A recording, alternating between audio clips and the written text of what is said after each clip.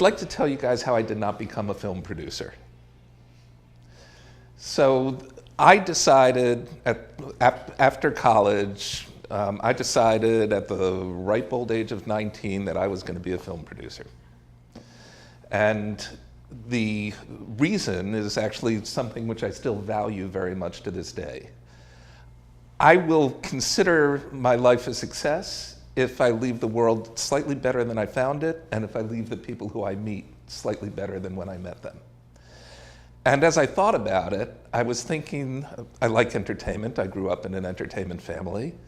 And I thought that if you could make people smile or entertain them or laugh for 2.5 hours, but you could do that, or in today's feature-length films, 90 minutes, if you could do that across millions of people, that is a life well lived.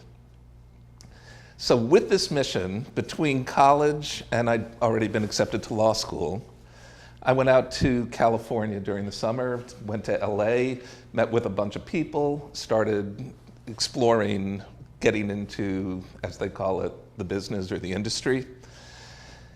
And one of the people who I met with was a producer, Arthur Hiller. And that name mean anything to anybody in this room? Arthur Hiller was the producer of a lot of the light romantic comedies, The In-Laws, Outrageous Fortune, Plaza Suite. Very, very successful film producer in the 70s and 80s and into the 90s and beyond. So Arthur agreed to meet with me, and it was great. So I drive up to Brentwood, which has become more famous these days for O.J. Simpson and for the most posh neighborhood in Hollywood. But it is the most posh neighborhood in Beverly Hills, actually. Knock on the door. Arthur comes down, opens the door. He invited me over to the house. So he opens the door, and I kid you not, silk smoking jacket, pajama bottoms. I thought I knocked on Hugh Hefner's door. Arthur very graciously takes me into the library when we're sitting there and we're talking. And he said, so what do you think you want to do? I said, I'd like to be a film producer. And he said, well, I could pick up the phone right now and I could get you a job in a mailroom of any of the movie houses. And they want you to start in the mailroom because they want you to know who everyone is. They want you to learn who everyone is and where they sit. After 6 months, you could become an assistant producer, which basically is running coffee. 6 months after that, you might become an associate producer. And after that, it's really just how talented you are, how far you will go. He said, or you could do what I did. I went to law school and I flunked out after my first semester. So my takeaway from that was the way to become a successful film producer is to flunk out of law school. So I decided that I was going to go to law school. And that was a bad decision. But it's a bad decision that turned into a good decision. So I went to law school. I had the misfortune of doing well. And the result of doing well in law school in the 80s was that you were heavily recruited by top law firms throughout the country. And they were throwing incredible money at you, $36,000 a year, which was more money than I thought I could ever spend. So at that point, the money and being able to pay back student loans and being able to start living a decent life was very appealing and seductive. So I went down that train. 15 years later, I got off of it. Being a partner at what at the time was one of the pantheon of law firms in the country, really, Wolf, Block, Shore, and Solis Cohen. I was a litigation partner there, was doing pretty well, had good clients, really liked my practice for the most part. But then I needed information that turned out to be difficult to get. I just assumed it was court docket information. For people who don't know, the court docket is basically the index to all of the documents that are filed in a case, and I was a litigator. So the docket is the first thing that a clerk does when a case is filed. They open a docket. So I needed information for my cases that involved having paralegals go out all over the country and cull information from court dockets.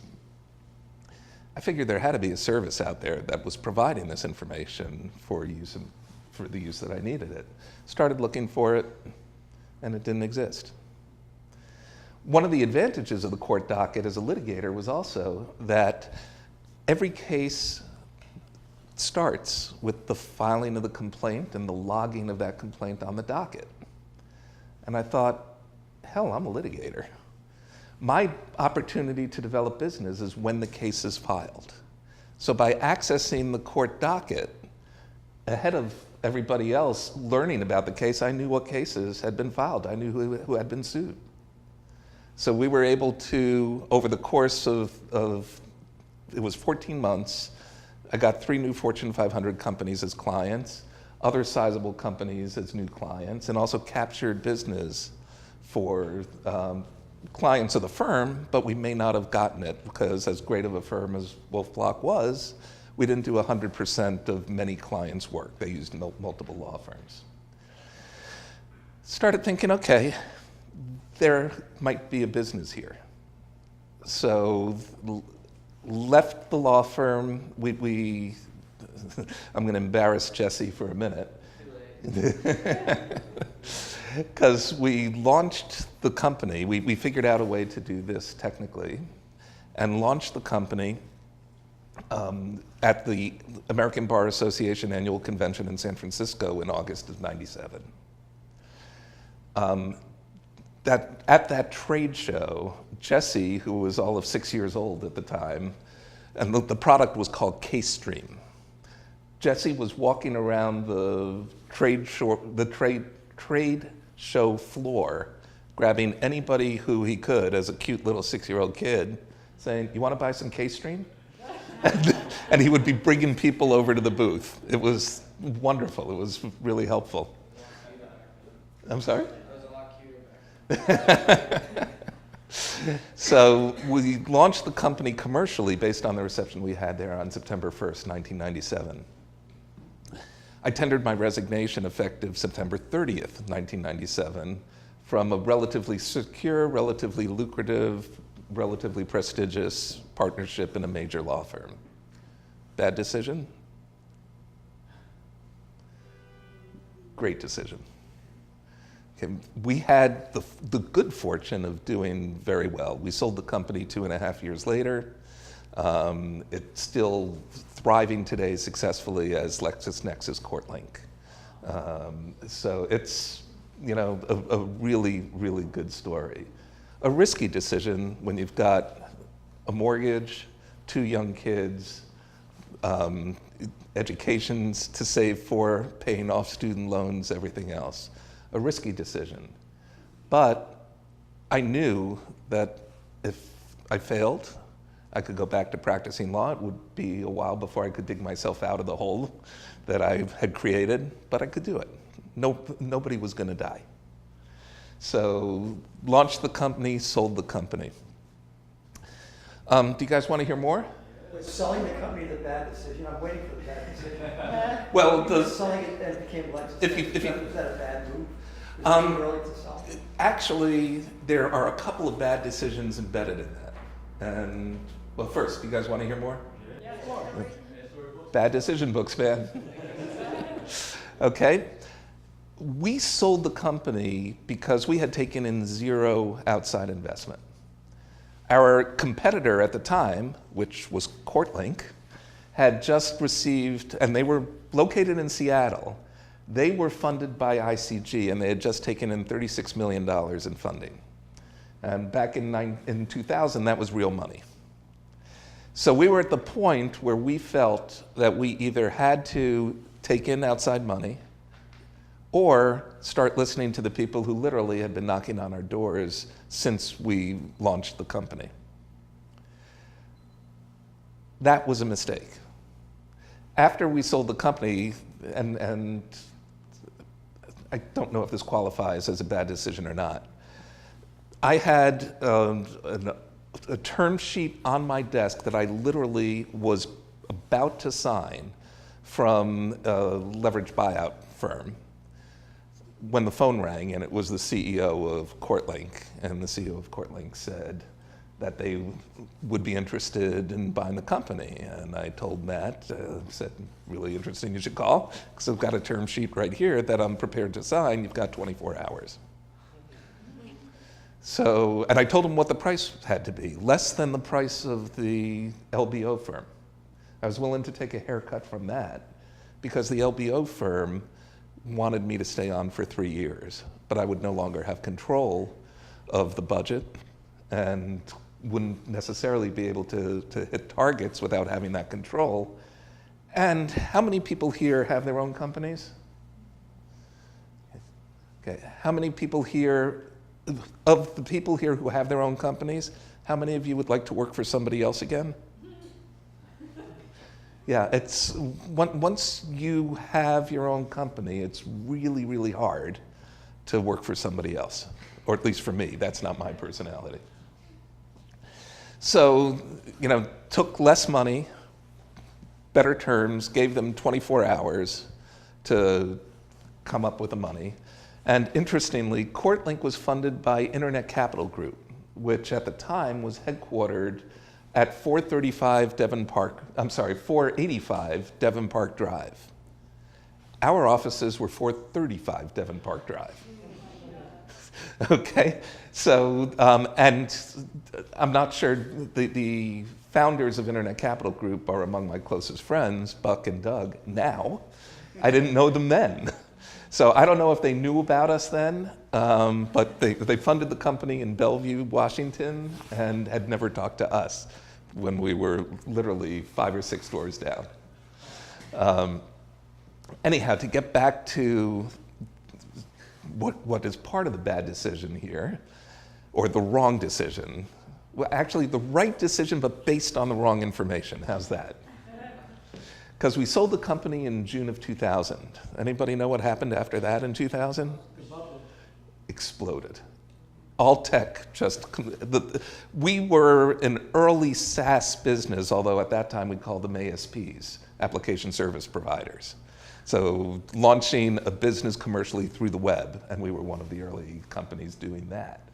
But anything that had a .com at the end of its name, or that used the internet in any way in 2000, just exploded. So we sold the company in June of 2000. Everybody thought I was a genius on the timing. Truth of the matter is I went kicking and screaming to the closing table. And my partner dragged me along because he previously had venture investment in a prior company and had resolved never to take venture money ever again. And he convinced me of that. So we sold the company, you know, because we didn't want to take outside money in, but we also sold it because we thought that our competitor now had this war chest and would be able to create the model that we had. And it was clearly a better technology, better model. Everybody agreed on that. The market certainly agreed on that. So we thought that they would just use the money that they took and they would be able to compete very effectively for us.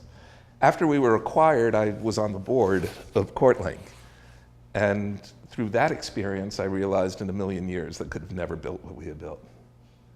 So wrong data, wrong inputs, but I think overall a good decision, or at least a good outcome.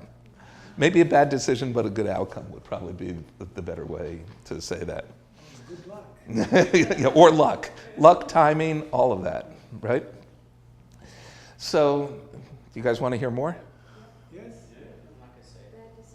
Thank you. Let me tell you a couple of bad decisions that we made with Monetate. Anybody interested in hearing some of those? A little bit of background on Monetate. Lucinda Duncalf, who's the current CEO of Monetate, was a friend of both David's and mine for a long time. David had worked for Lucinda at a prior company, Turntide. Is that name familiar to people here? It's one of the great Philadelphia success stories. Was sold 6 months after founding to Symantec for a very nice number. Josh Koppelman was chairman, Lucinda was CEO, and David was CTO. Pretty good talent right there. Anyhow, I had gone to Lucinda and with this idea of something a way to use the information that came across in a browser session. And she said, well, David is just finishing up his commitment at Symantec. He stayed on for a couple years after the sale of Turntide. You guys have to meet. So David and I met. We started talking about the idea. And the idea that we were talking about was going to high-value content providers, Dun & Bradstreet, Lexis, Thomson Financial, those types of companies. And based on the information that we had in the browser, determining whether the person who was visiting the site was an existing subscriber, was a subscriber who was not an existing subscriber but who would be likely to pay for the content. And if not likely to pay for the content, the third choice would have been would never be likely to pay for the content. And send each of those categories of people down a different monetization channel. Subscribers would go straight through to the content. People who would likely pay would be sent to a paywall. Other people would go to an ad-supported version of the site. We started working with Lexis on a prototype for that. And we very quickly realized that the pace was so glacial working with a company of that size that we would never be able to get the product out the door in any time frame that appealed to us. So we scrapped that idea. That was a bad idea. But we kept thinking, what can you do with the information that comes across in the browser? And David had the prior experience. Turntide was an email technology that basically killed spam at its source. And he invented that technology. So he was very familiar with email and email marketing. So one day he calls me up and says, what if we do this in retail? What if we take the information that we have from the browser session and pick off the ideal price off the demand curve to show that person? And it sounded pretty interesting. Basically, we were going to optimize pricing on a personalized basis for each visitor. Bad decision. When we took that idea out to the marketplace, we learned very quickly that differential pricing was the third rail of retail. That the retailers just would not accept providing different pricing based upon how much you are willing to pay versus how much you are willing to pay.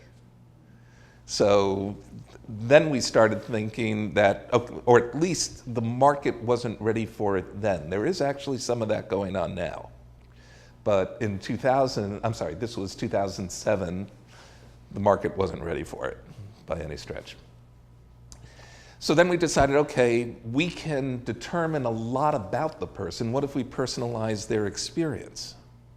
So that you would get a different presentation of messaging. You wouldn't be shown men's suits when you arrived at the site, and you wouldn't be shown two-piece bathing suits when you got to the site. Customize the content and customize the messaging based on who it is, and we can know a lot about who it is based on the information that came across in the browser.